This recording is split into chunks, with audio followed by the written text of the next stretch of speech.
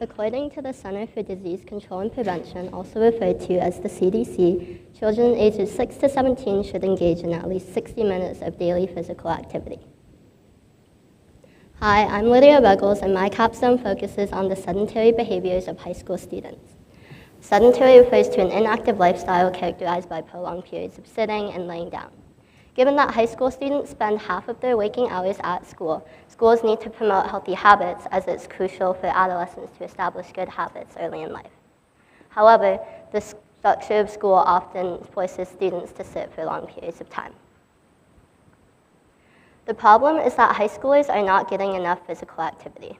The 60 minutes recommended by the CDC should include a balance of moderate to vigorous activity, incorporating a mix of aerobic, muscle, and bone-strengthening exercises. As provided by the CDC, the pie chart on the right shows that less than 1/4 of students ages 6 to 17 engage in at least 60 minutes of exercise daily. Unfortunately, school programs are not enough. Recent CDC findings show that only 51.7% of high school students attend PE class a week, and of that 51, only 29% attend PE classes daily. Additionally, a recent study conducted by Ann Parrish and her colleagues, researchers from the School of Health and Society at the University of Wollongong, Australia, found that adolescents spend approximately 63% of the school day sedentary. So why is this a problem? Prolonged sitting isn't just uncomfortable, it's harmful in both the short and long term. While 60 minutes can only be a recommendation, it's important to consider some of the consequences if not met, which may include increased risk of cardiovascular disease, obesity, diabetes, musculoskeletal disorders, sleep disorders, and psychological distress. Researcher Choping Liu and her colleagues from Shanghai University studied how physical activity and sitting time affected insomnia, depression, and anxiety among Chinese adolescents during the COVID-19 pandemic. They discovered that students with the longest sedentary time struggled most with these symptoms, showing that excessive sitting alone can directly harm both mental and physical health. Physical activity has major benefits for adolescents, like improved cardiovascular health, mental health, cognitive development, and academic performance. According to Kate Morton and her colleagues, researchers from the University of Cambridge School of Clinical Medicine, movement is associated with improved cardiovascular outcomes and better overall physical health in adolescents, meaning that staying active can protect teens long term. The CDC found that physical active students tend to have improved grades, better concentration, and stronger classroom focus. Liu reported that adolescents who stayed physically active reported lower levels of anxiety, depression, and insomnia, demonstrating that being active can reduce the negative effects of sedentary behavior while supporting overall well-being. While this is a heavily studied topic, most research focuses on elementary to middle school interventions, leaving high school students largely overlooked. Many studies examine the benefits of physical activity in general, but don't provide realistic strategies for how schools can integrate movement into packed academic schedules. So what can we do to fix the problem? The solution is simple and feasible. Incorporate short activity breaks into the high school day. Research shows that activity breaks work. Francesca Zabacki and Shannon Michael, reporters from the CDC and Society of Health and Physical Educators, found that even minor movement during recess can improve memory, attention, and reduce disruptive behavior. Recess is a scheduled school break during the school day for physical activity and free play where kids can socialize and take breaks from structured learning. But did you know that over the course of a school year, more than 57 million footsteps are taken across the playground? In high school, our schedule is so academic and desk-based that we are missing out on millions of steps that younger grades naturally get. This gap in activity is part of why movement breaks matter, because the structure of high school almost eliminates it. A survey done by Barbara Fency and her colleagues, researchers in adolescence and health education from the University of London, revealed that teachers and students are open to incorporating classroom activities, even with barriers such as scheduling and limited classroom space. The main challenges my project faced while developing an effective and age-appropriate movement break for high schoolers are limited class time and space. Rigorous academic classes, such as AP classes, are designed to cover large amounts of content in a minimal amount of time, which result in long periods of sitting with little opportunity for movement. Another issue is the way classrooms are arranged. Desks are packed into relatively small rooms, often organized in rows or clusters, leaving little open space. Because the layout is designed for seated academic work rather than physical movement, it can be challenging for teachers to incorporate simple stretching or posture reset activities without feeling cramped or disruptive. Researchers from the University of Cambridge show that school policies, classroom environments, and teacher support strongly affect student activity. Teacher support is therefore essential for successfully integrating breaks, as it determines how efficiently the limited time is utilized and how effectively activities are managed within cramped classroom spaces. My personal connection to this topic stems from my position as a student athlete who spends 20 hours a week training. I find it difficult to sit through 5 65-minute classes a day and often find myself standing behind my chair in classes. It wasn't until last capstone day that my advisor mentioned how uncomfortable it is to sit through all these presentations and how it probably isn't good for our health. She said, "Sitting shortens your life," which made me interested and want to research this further. So let's look into the research behind sitting shortening one's life. Prolonged sedentary behavior is positively correlated with a shorter life expectancy. Peter Kaczmarzyk, researcher at the Louisiana State University Biomedical Center, and I'm Lee, researcher at Harvard Medical School, found that sitting for long periods of time can reduce life expectancy in the United States at a population level, estimating that if adults sat less than 3 hours per day, life expectancy could increase by about 2 years. Keith Diaz from Columbia University later supported these findings and found that the longer a person sits at one time, the higher the risk of an early death becomes, even if they exercise regularly. Dr. Mason and Dr. Lee from Harvard Division of Preventative Medicine and Epidemiology reported similar results. They emphasized that even people who meet weekly exercise guidelines still increase their mortality risk if they sit for most of the day. Overall, this research suggests that sedentary behavior itself is a major risk factor for shortening life expectancy, but separate from exercise levels, meaning people cannot work out enough to cancel out the harm of constantly sitting. To develop my project, I have held qualitative interviews featuring 2 healthcare professionals, chiropractor Dr. Travis Howard of North Country Chiropractic and Renee Ignatovich, physical therapist assistants at Dan Wyand, PT and Associates. I also chose art teacher Beverly McCarthy at Barnett Elementary School due to her background in athletics as a coach and her close relationship to students as a teacher. In my interview with Mrs. McCarthy, I learned how movement influences how students learn and behave throughout the day. McCarthy explained that when students sit for long periods of time, their energy levels drop, focus decreases, and they become restless and distracted. However, when students are given the opportunity to move, even briefly, their attention and engagement improves. She suggested classroom strategies like standing style discussions.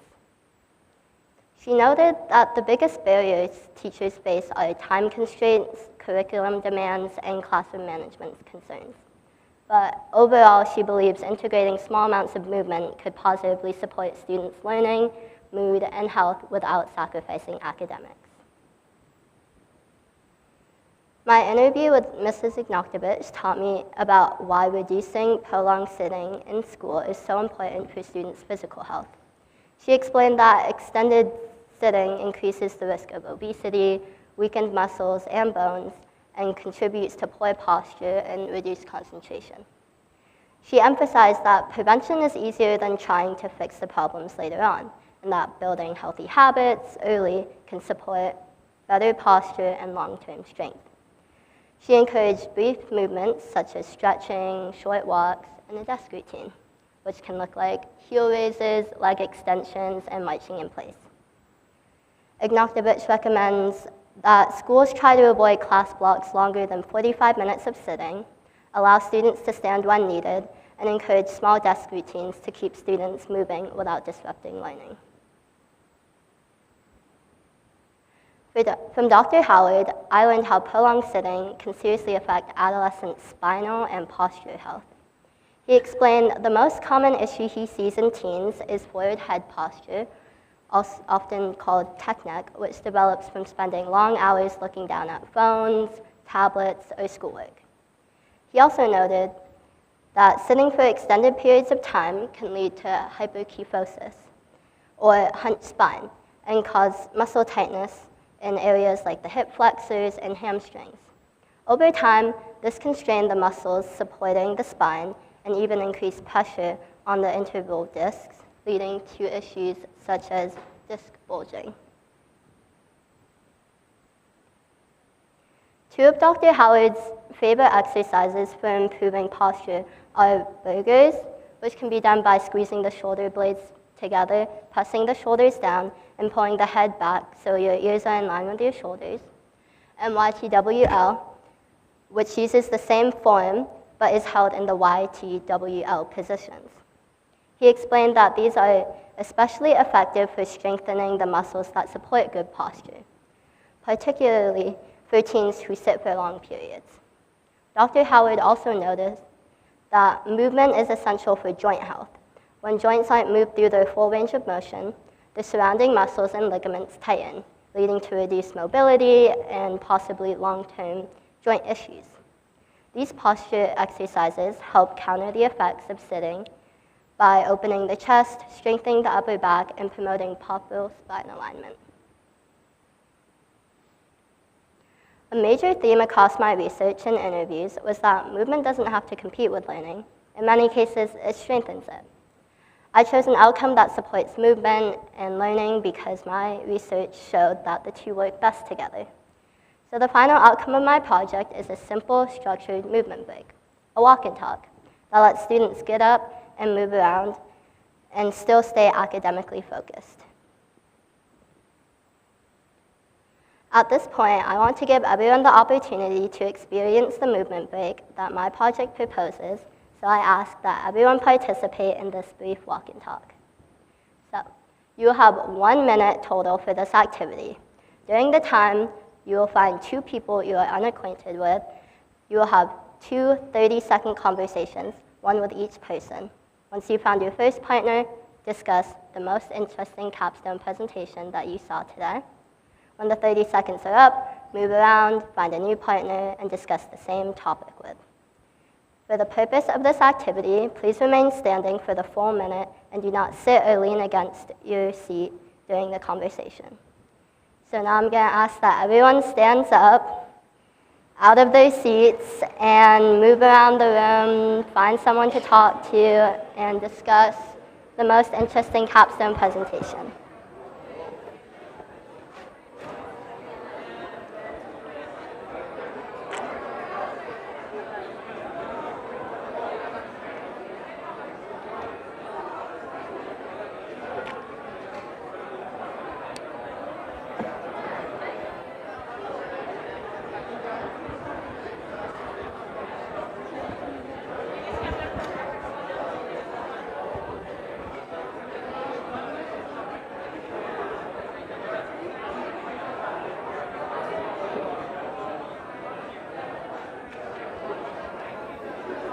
Okay, that was 30 seconds, so please move around and find a new person to talk to.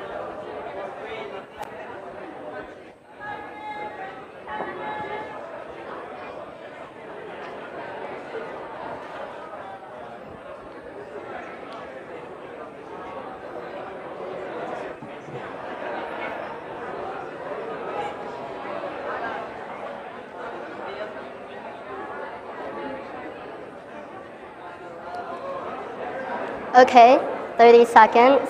You can now return to your seats.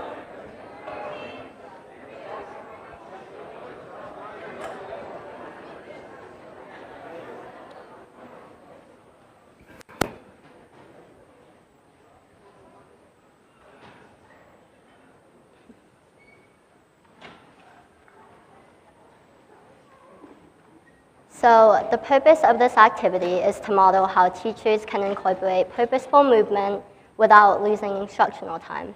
You're still engaging in academic conversation, but also getting the chance to move, reset your energy, and interact with your classmates. This is the balance that my outcome aims to bring into everyday school routines. Simple yet meaningful movement that supports both health and learning. These are my sources. Thank you for listening and participating. Questions?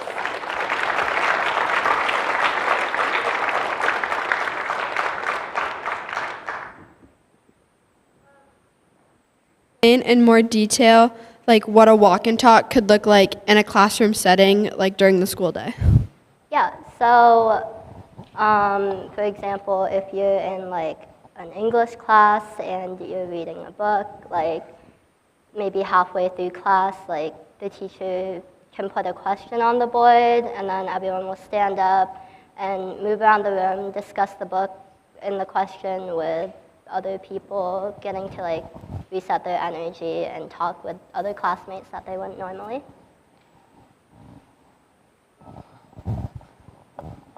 Would everyone have to participate in this, or would this be like if you choose to? I guess like it wouldn't be mandatory. Like it's for your health. So if you want to stay sitting and like just be that person. How many walk and talks would have to happen during the day to mitigate the effects of prolonged sitting? So recommended, it's not good to sit for more than like 45 minutes at a time. So I think having one a class block would work best to alleviate the negative health effects. How often should you do the posture exercises you explained? Yeah, so the burgers should be done 10 times a day. You hold it for 10 seconds, and then YTWL, you hold each position for 5 seconds, and then it should be done 3 times a day. Have you tried implementing these in any like classes that you have, or have you interviewed classes that do implement something similar? Because I know some science teachers do. I don't know. I can't quite like require this, so I can't quite track it, but it's more of like a recommendation. Hi. I think your research was really compelling. Do you have any ideas about how you might share this information with more academy teachers so that they could see how relatively simple it was to implement into their classrooms? I did, while trying to come up with my outcome, I did think about like how this could get out to more teachers, but I didn't really continue on that path because it takes I just didn't quite have the time to get into that. Do you think longer passing periods would impact this thing, like walking and talking? I do think longer passing periods would help with the negative effects because like you get more chance to move around because it said like 63% of the school day is spent sitting, so like the longer passing periods we get, there's more chance to stand up and move around. You had mentioned the solutions of desk routines and stretching. Are there other solutions out there that you know of? Yeah, so in my research I came across the options of a standing desk, but while the research said it was like feasible, like monetary wise for us, standing desks cost anywhere between like $100 to $1,000. So it wasn't really in the budget for our school because like long-term speaking, we want like desks that could be used every year and wouldn't break. So those would be more expensive versus like the $100 ones that might break.